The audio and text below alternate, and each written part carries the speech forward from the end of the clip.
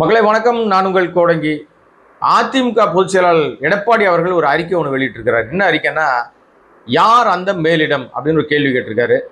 இந்த கேள்வி இப்போ பலரும் எழுப்ப ஆரம்பிச்சிட்டாங்க, யார் அந்த மேலிடம் அப்படின்னு. கடந்த திமுக ஆட்சியில் இதே மாதிரி ஒரு டேக்லைன் வந்து ரொம்ப பரபரப்பாக பயங்கர வைரல் ஆச்சு. யார் அந்த சார் அப்படின்னு சொல்லி பயங்கர வைரல் ஆச்சு. இந்த நம்முடைய தாவேகா அரசினுடைய முதலமைச்சராக இருக்கிற விஜய் கூட கேட்டார், யார் அந்த சார் அப்படிலாம் கேட்டார்.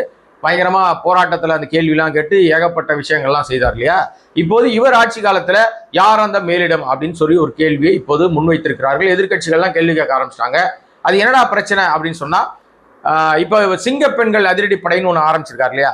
இந்த சிங்க பெண்கள் அதிரடிப்படை பெண்களை பாதுகாக்கிற ஒரு அமைப்பு. அதுக்கு தனி யூனிஃபார்மு, தனி வாகனம், தனி லட்சணை, தனி விஷயங்கள் எல்லாமே தனித்தனியா இருக்கு இல்லையா. இவர்கள் இப்போது பெண்களை பாதுகாக்கிற வேலையை செய்வாங்க. இவங்க பின்னாடியே ரூட் மாஃபியா ஒரு கேமரா எடுத்துட்டு போயிட்டே இருக்கு.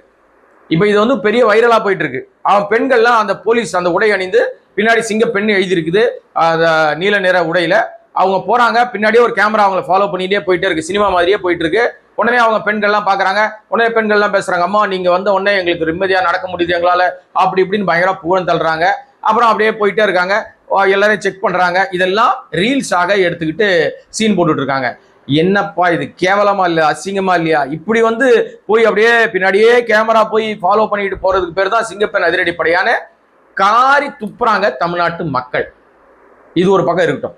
நான் சொல்ல வந்த யார் அந்த மேலிடத்துக்கும் சிங்கப்பெண் அதிரடிப்படைக்கும் தொடர்பு இருக்கு. அதனால்தான் இதை நான் குறிப்பிட்டேன். இப்ப என்ன விஷயத்துக்கு வரேன் நான், என்னன்னா ஸ்ரீவைகுண்டம் அங்க வந்து ஒரு பெண், உங்க எல்லாருக்கும் தெரியும், அவ விஜய் ரசிகையாக இருந்த அந்த பெண் இப்போது கதறி கதறி கண்ணீர் விட்டு பயங்கரமான கோரிக்கையை வச்சிருக்காங்க. கடும் குற்றச்சாட்டை வைத்திருக்கிறார்கள். அந்த ஸ்ரீவைகுண்டம் எம்எல்ஏவாக இருக்கிற சரவணன், இவருக்கு வேண்டிய சிலர் இந்த பெண்ணை எம்எல்ஏ கிட்ட கூட்டு போய் வேலை வாங்கி தரோம்னு சொல்லிட்டு காரில் அழைத்து போய் குளிர்பானத்தில் மயக்க மருந்து கொடுத்து பாலியல் ரீதியாக அவர்களை வந்து பயன்படுத்தி விட்டு பாலியல் துன்புறுத்தலுக்கு ஆளாக்கி கூட்டு பாலியல் பிரச்சனை செய்து வெளியே சொன்னா நாங்க அவ்வளவுதான் காலி பண்ணிடுவோம்னு மிரட்டி, இது எம்எல்ஏக்கும் தெரியணும்னு எம்எல்ஏ கிட்ட இவர்கள் புகார் அளிக்கிறாங்க. எம்எல்ஏ வந்து சொல்றாரு, நான் வந்து புசியானந்த் கிட்ட, அமைச்சர் புசியானந்த் கட்சியினுடைய பொதுச் செயலாளர்கிட்ட சொல்லி உனக்கு வேலை வாங்கி தரேன், இதெல்லாம் பெருசு பண்ணாத அப்படின்னு சொல்லி அவர் மிரட்டுகிறார். அது அன்பாக மிரட்டுகிறார்னு சொல்றாங்க. கடைசியில எம்எல்ஏ சொல்றாரு, அந்த பையன் யாருன்னு எனக்கு தெரியாதுன்ட்டாரு. இது பெரிய அழுத்தம்லாம் வந்த பிறகு 2 பேரை கைது பண்றாங்க. கைது பண்ண உடனே தாவேக அரசாங்கம், பெண்களுக்கு பாதுகாப்பு கொடுக்குற அரசாங்கம், பெண்கள் மீது ரொம்ப அக்கறை உள்ள அரசாங்கமா சொல்லப்படுகிற இந்த அரசாங்கம் உடனடியாக கைது செய்யப்பட்டவர்களை கட்சியிலிருந்து நீக்கி இருக்கணும். அதானே செஞ்சிருக்கணும். அவர்கள் அந்த கட்சியில நிர்வாகியா இருக்கிறாங்கன்னு சொல்றாங்கல்ல, அவர்களே அந்த கட்சியிலிருந்து நீக்கி இருக்கணும். நீக்கினாங்களா? அவங்கதான் பதில் சொல்லணும். ஆனால் அதற்கு பதிலாக இந்த புகார் கொடுத்த இந்த பெண், இவன் கட்சியில இவங்க மகளிர் அணியில இருக்காங்கன்றாங்க. ரொம்ப காலமா இருக்காங்க. இந்த கட்சியை ஆரம்பிச்ச நாள்ல இருந்து, அதுக்கு முன்னாடியே விஜய் ரசிகை, கட்சி ஆரம்பிச்சோன்னு கட்சிக்குள்ள வந்துட்டாங்க. அந்த பெண்ணை கட்சியிலிருந்து அடிப்படை உறுப்பினர் இருந்து நீக்கிறாங்க. நல்லா இருக்குடா உங்க பெண்கள் பாதுகாப்பு லட்சணம், அப்படித்தானே உங்களுக்கு மைண்டுக்கு வாய்ஸ் தோணுது. உண்மைதான். இப்ப இந்த பெண்மணி சொல்றாங்க, எம்எல்ஏ சரவணனுக்கு இது தொடர்பு இருக்கு. இந்த குளிர்பானத்துல மயக்க மருந்து கொடுத்து என்னை கூட்டு பாலியல் பண்ணதுல யாரெல்லாம் என்னை அந்த மாதிரி பண்ணாங்கன்னு எனக்கு தெரியாது, சுயநினைவு இல்லாம இருந்தேன்ற ரேஞ்சில் பேசுறவங்க எம்எல்ஏ மீது கை காட்டுகிறார் என்றால், அந்த எம்எல்ஏ இதை பெருசுபடுத்தாதன்னு சொன்னா அந்த எம்எல்ஏ பதவியே தூக்கணும். ஒரு அசிங்கமான ஒரு டர்ட்டி பாலிடிக்ஸ் செஞ்சுட்டு ஒரு மிகப்பெரிய குற்றத்தை இழைத்து விட்டு பெண்களுக்கு எதிரான குற்றங்களில யோசிக்கிறவங்களுக்கு கடுமையான தண்டனை கொடுப்பேன்னு அந்த நிகழ்ச்சி தொடக்கத்துல பேசிய நம்ம ஜோசப் விஜய் முதலமைச்சர் இப்ப தான் எம்எல்ஏவே அந்த பஞ்சாயத்துக்குள்ள சிக்கி இருக்காருன்னா என்ன பண்ண போறார்? இதைத்தான் எதிர்கட்சி தலைவர் எடப்பாடி கேள்வி, அதாவது எதிர்கட்சி தலைவராக இருந்த அதிமுகவுடைய பொதுச் செயலர் எடப்பாடி கேள்வி கேட்கிறார். அவர் அதோடு மட்டும் சும்மா இல்ல, சிங்க பெண்கள் அதிரடிப்படைன்னு கொண்டாந்துருக்கியப்பா, பெண்கள் பாதுகாப்புன்னு கேஸே இதான் வரும் போல இருக்க, உன் கட்சிக்காரன் கேஸ் தான் முதல்ல வரும் போல இருக்க, உன் எம்எல்ஏ கேஸ் தான் முதல்ல வரும் போல இருக்க, அப்ப நீ அவங்களை என்ன பண்ணி வச்சிருக்க? எம்எல்ஏவை நேரம் பதவி விட்டு தூக்கிடுவானாமா அப்படின்னு இவர் மட்டும் கேட்கல. எதிர்கட்சி தலைவராக இருக்கிற உதயநிதி ஸ்டாலினும் தன் பங்குக்கு ஒரு போடு போட்டிருக்காரு. அந்த எம்எல்ஏவை கட்சியை விட்டு நீக்குங்க, அவரை கைது பண்ணுங்க, அவர் மீது நடவடிக்கை எடுங்க. அப்ப உங்க ஆட்சியில பெண்கள் லட்சணம் இதானா? உங்க கட்சி பெண், உங்களுடைய ஆதரவாளர், உங்க கூடவே உங்களுக்காகவே கோஷம் போட்டு உழைத்து ரீல்ஸ் போட்டு உங்களுக்கு வேலை செஞ்ச, வேட்பாளராக நின்ன, எல்லாருக்கும் வேலை செஞ்ச, அந்த தொகுதியில வேலை பார்த்த அந்த பெண்மணி நிர்வாகி சொல்றாங்க, என்ன இந்த மாதிரி வந்து கூட்டு பாலியல் துன்புறுத்தலுக்கு ஆளாக்கிட்டானுங்க, நடவடிக்கை எடுங்க, நீங்க திரைப்படத்துல வர மாதிரி ஆக்ஷன் எடுங்க, நீங்க அவங்கள கடுமையான தண்டனை கொடுங்கன்னு கேட்கும்போது கேள்வி கேட்ட அந்த பெண்ணை கட்சியை விட்டு நீக்குவதுதான் உங்க பெண்கள் பாதுகாப்பு லட்சணமா அப்படின்னு எதிர்கட்சி தலைவரும் தன் பங்குக்கு ஒரு கேள்வியை போட்டிருக்காரு. இப்போ இதற்கு முதலமைச்சர் ஜோசப் விஜய் என்ன பதில் சொல்லுவார், அல்லது நிழல் முதலமைச்சராக இருக்கிற நம்ம ஆதவர்ஜன் என்ன பதில் சொல்லுவார்? இதான் பெண்கள் லட்சணமா அப்படின்னா என்ன பண்றதுன்னு தெரியல. இப்போ எல்லா பக்கமும் பிரச்சனை, பெண்கள் பிரச்சனை மட்டும் இல்ல, குடிநீர் பிரச்சனை, மின்தடை, மின்வெட்டு பிரச்சனை, மின்தடை பிரச்சனை, விவசாயிகள் போராட்டம். ஒரு இடத்துல பாத்தீங்கன்னா விவசாயிகள் காதுல பூ வச்சுக்கிட்டு போராட்டம் பண்றாங்க விஜய் அரசுக்கு எதிராக. ஏன்னா காதுல பூ வச்சுட்டாரு அவரு. 5 ஏக்கருக்கு மேல இருக்கிற 5 ஏக்கருக்கு கீழே இருக்கிற எல்லாருக்கும், 5 ஏக்கர் வச்சிருக்கிற எல்லாருக்கும் நீங்கள் வாங்கின கடன் முழுமையாக தள்ளுபடி செய்யப்படும் சொன்னவர் இப்ப 50,000 கீழே வாங்கினாதான் தள்ளுபடிட்டார். அப்ப அது காதல பூ வைக்கிறது தானே. அதனால அவர்கள் என்ன போட்டி பண்றாங்கன்னா, கடந்த சில தினங்களுக்கு முன்னாடி செத்து போன மாதிரி பிணங்கள் மாதிரி கழுத்துல மாலையை போட்டுவிட்டு வாய்க்கரிசி போட்ட போராட்டம் நடத்துறாங்க விவசாயிகள். இப்ப காதல பூ வச்சுக்கிட்டு போராட்டம் நடத்துறாங்க. இன்னும் என்னென்ன போராட்டங்கள்லாம் செய்ய போறாங்கன்னே தெரியல. இது ஒரு பக்கம் தனியா நடந்துகிட்டு இருக்கு. இது எல்லா இடத்திலையும் தாண்டி தாவேக்காளர் மீதே தொடர்ந்து குற்றச்சாட்டுகள், பாலியல் ரீதியா பிரச்சனை, காசியா மாத்தனான பிரச்சனை, மோசடி பிரச்சனை, கொலை பிரச்சனை, சரக்கு கடையில போய் மாமூல் கேட்ட பிரச்சனை, செங்கல் சூளையில போய் மாமூல் கேட்ட பிரச்சனை, கார் எடுத்துட்டு போய் அமக்கலம் பண்ண பிரச்சனை, பஸ் மறிச்சு பிரச்சனை, நகராட்சி கூட்டங்கள்ல, மாநகராட்சி கூட்டங்கள்ல, ஊராட்சி மன்ற கூட்டங்கள்ல போய் சம்பந்தமே இல்லாம அதிகாரி மாதிரி உட்கார்ந்துக்கிட்டு அமக்கலம் பண்ற பிரச்சனை இப்படின்னு தாவேக்காவுடைய அட்ராசிட்டி நாளுக்கு நாள் அதிகமாகி போயிட்டே இருக்கு. அம்மா உணவகத்துல ஜெயலலிதா புகைப்படத்தை நீக்கிட்டு விஜய் புகைப்படத்தை எடுத்து போய் வச்ச பிரச்சனை இப்படின்னு ஏராளமான பிரச்சனைகள் இருப்பதனால நான் உங்ககிட்ட இப்ப பேசிட்டு இருக்க இந்த நேரத்துல இங்க சென்னையில இருக்கிற பனையூர்ல இருக்கிற தாவேக்கா அலுவலகத்துல எல்லா எம்எல்ஏவையும் கூப்பிட்டு புசி ஆனந்த் மீட்டிங் போட்டுட்டு இருக்காராம். ஆலோசனை மீட்டிங்கா. என்ன ஆலோசனை தெரியுமா பண்ணுவார்னு நினைக்கிறேன், தெரியல, அதை விசாரிச்சு அதை நம்ம பேசுவோம்.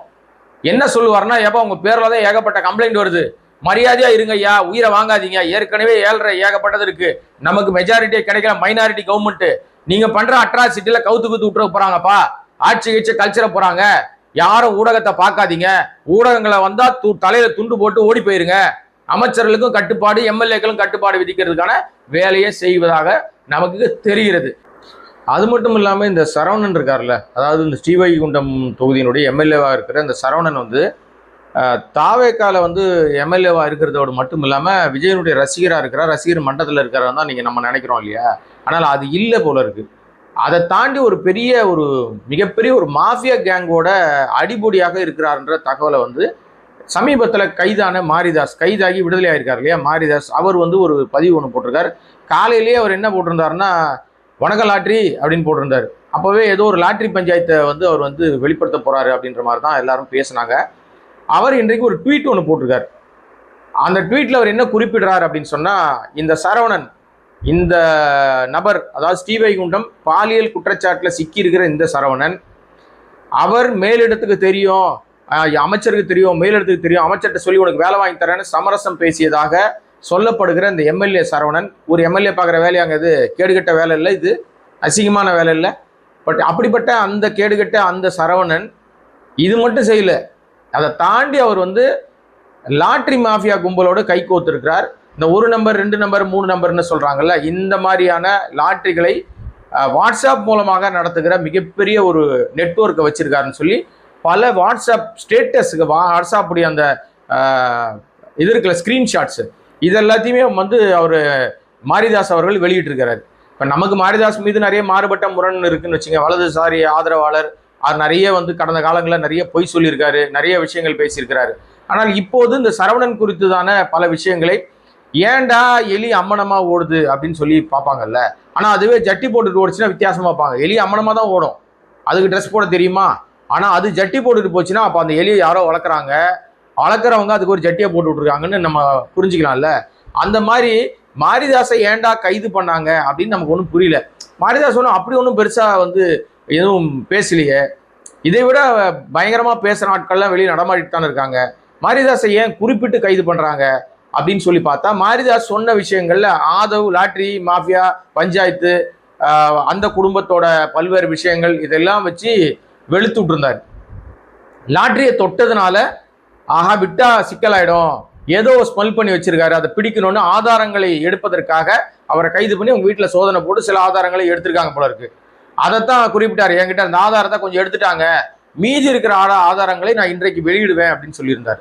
அதை அவர் மாலையில வீடியோவாக வெளியிடுவேன்னு சொல்லியிருக்கிறாரு. இடையில ஒரு ட்வீட் போட்டிருக்காரு. அந்த ட்வீட்ல தான் நான் சொல்றேன் இந்த விஷயங்கள் எல்லாம் போட்டு விட்டுருக்காரு. அந்த ஸ்கிரீன்ஷாட்லாம் போடுறேன் பாருங்களேன். இதுல அந்த சரவணன் என்பவருடைய அந்த ஃபோன் நம்பரும் இருக்கு, அது சம்பந்தமான தகவல்களும் அதுல இருக்கு. அப்ப இது இங்கே சட்டவிரோதமாக நாகாலாந்து மாநிலத்தினுடைய 1 நம்பர் 2 நம்பர் 3 நம்பர் லாட்டரியை இங்க நம்ம தமிழ்நாட்டிலையும் நடத்தி லட்சக்கணக்கில் மக்களை ஏமாத்தி கொள்ளையடிச்சு கொண்டிருக்கிறது சுரண்டல் லாட்டரி கும்பல். அதற்கு மூளையாக சூத்திரதாரியாக இருக்கிறது லாட்டரி மாஃபியானாவே யாருங்க சொல்லுவாங்க? லாட்டரி மாஃபியானா அது மார்டின் குடும்பம் தான். மார்டின், லீமா ரோஸு, ஆதவர்ஜுனாவுடைய மனைவி, இவங்க எல்லாம் சேர்ந்துதான் லாட்டரி குடும்பம்.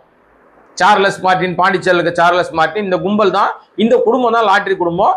சட்டவிரோத பணம் பரிமாற்றத்துக்கு இந்த லாட்டரியிலிருந்து கிடைக்கிற தொகை மக்கள்கிட்ட வசூல் பண்றது, ஏமாத்துறது, அவங்ககிட்ட ஆசை வார்த்தை கூறி மயக்கி அவங்ககிட்ட காசு அடிக்கிறது, இது எல்லாத்தையும் தொடர்கதையாக ஏஜென்ட்டுகள் மூலமாக செய்தீர்கள். ஒரு ஏஜென்ட், பிரதான ஏஜென்ட் போல இருக்கு.